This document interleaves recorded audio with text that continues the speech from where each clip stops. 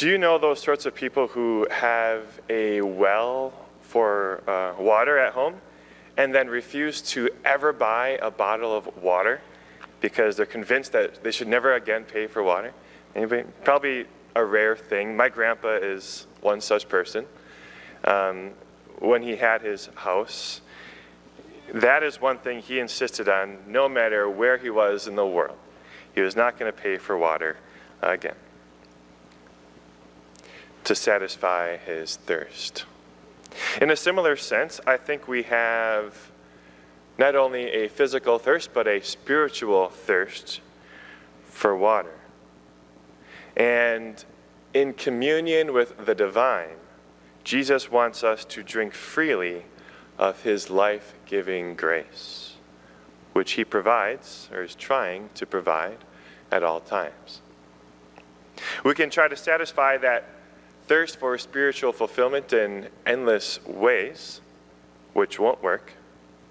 And Lent is a time to focus less on worldly satisfaction and more on true life with the Lord, the peace, strength, and fulfillment that ultimately satisfies the infinite longing of the human heart. St. Augustine famously wrote, "My heart is restless until it rests in you, my Lord." So how does one find that spiritual fulfillment? How would we describe it? Well, really it's in a life of discipleship, most basically described as the Christian life. In following Jesus, letting one's life be transformed by Jesus. In the gospel, Jesus is inviting the Samaritan woman to just that. And he's inviting her to drink from the living water of grace. And how that plays out is she becomes his disciple. There are typically 5 stages of someone becoming a disciple. And in the Samaritan woman at the well, she exemplifies all 5. She goes from trusting Jesus to being curious, to being open to a change in her life, to then seeking the truth, and then to making a decision to drop everything and identify herself with Christ as a disciple.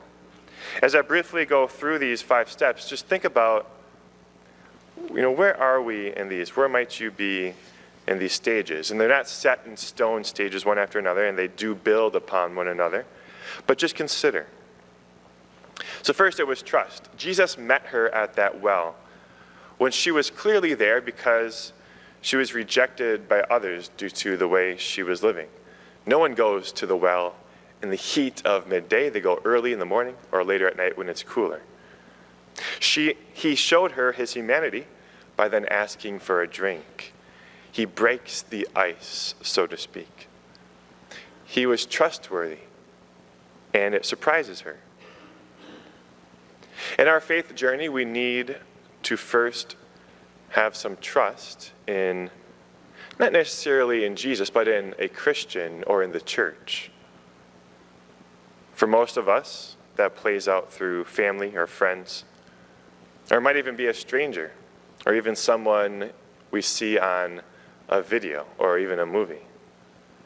If you're here, you probably have some trust in a Christian or in the church. Second is curiosity. Jesus speaks to the woman about some other type of living water, he says. He doesn't get really so into it at the time. And this piques her curiosity. And she inquires about it. And she wonders, practically speaking, how is he going to get this water? He doesn't even have a bucket. Well, we need to have that curiosity next. Some draw towards the unknown. At this stage, we're not thinking too deeply about it or often about what we're curious about, but once in a while we're curious and we're cautiously considering. Third is spiritual openness. So Jesus here ignores her practical question about the bucket and instead speaks more about why she might want this living water that he can give. He explains that it is something spiritual and internal. And in turn, she recognizes this possibility of this living water for herself. She still might be thinking about physical fulfillment and thirst, but she's able to imagine a change in her life, a change that Jesus could make happen. That is spiritual openness. When we can imagine God as a part of our life, or imagine going deeper in faith, that's a big step.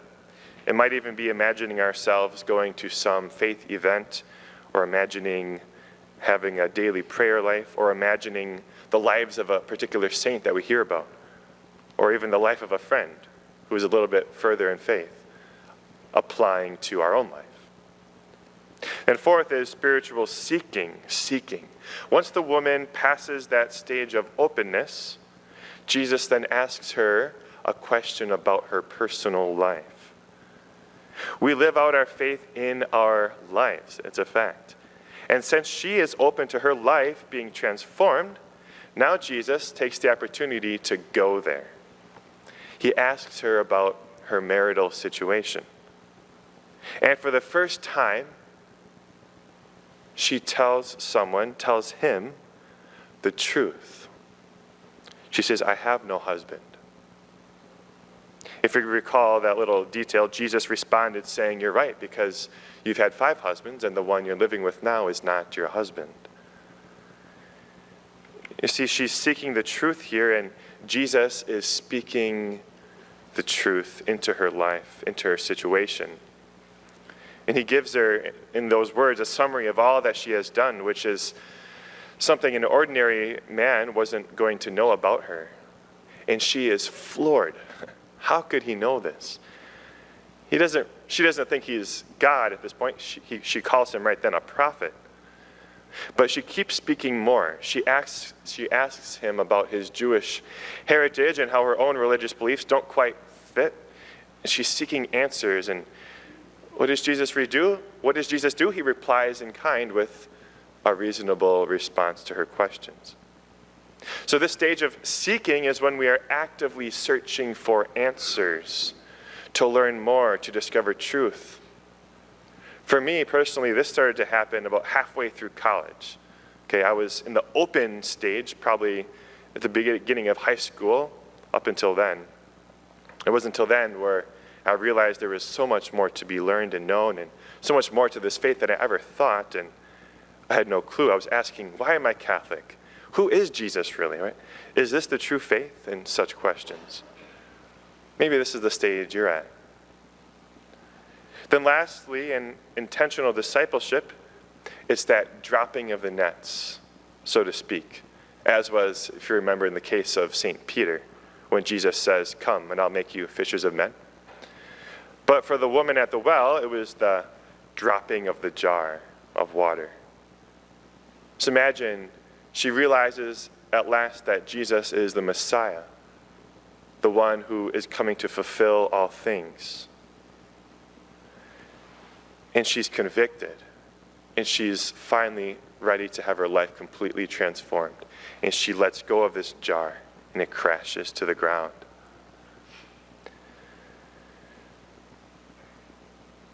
An intentional disciple of Jesus means that everything in our life can be driven and coordinated by the decision to follow Jesus. Every aspect of our life can be geared towards him and the Christian mission. Or at least we're not striving to get in the way of that, right? A disciple is not perfect, but striving for complete union with Jesus. Then if we were to go on, we'd look at how the woman then goes to tell the town about Christ, to make more disciples. That's the next step. So as far as being a disciple, where are you at? Are you drinking fully of the well of divine grace, seeking each day to follow Jesus completely, even though you may falter? Or are you at that initial stage of trust, coming to church but not so curious about what you don't know or about other possibilities? Or perhaps there is that curiosity and it gets spiked every now and then, and you find this thing of Christianity interesting, but would like to keep some distance most of the time. Or maybe you're open to change in your life and have considered deeper possibilities for yourself.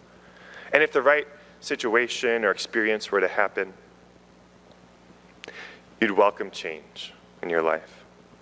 Or maybe you're actively seeking those deeper possibilities, seeking truth. You're going to lots of faith events, right? Going to Mass every Sunday, helping with things, reading things, listening, maybe to podcasts, whatever it might be, but you're not quite ready to go, quote unquote, all in, right? Or not quite ready to be publicly known as a Christian. Or maybe you've been through those stages, and now as an intentional disciple of Jesus, you can then see these stages in others, amongst your coworkers, friends, family, and help them, be Christ to them at the well, in a sense, along the way. Brothers and sisters, this time of Lent is a perfect opportunity to see ourselves, where are we positioned on this path to discipleship, and ask Christ for that next step, or at least be open to that next step. Jesus loves us and knows us better than we know ourselves. He has great plans for our lives, plans to give us that living water, which ultimately will lead us to life everlasting with him.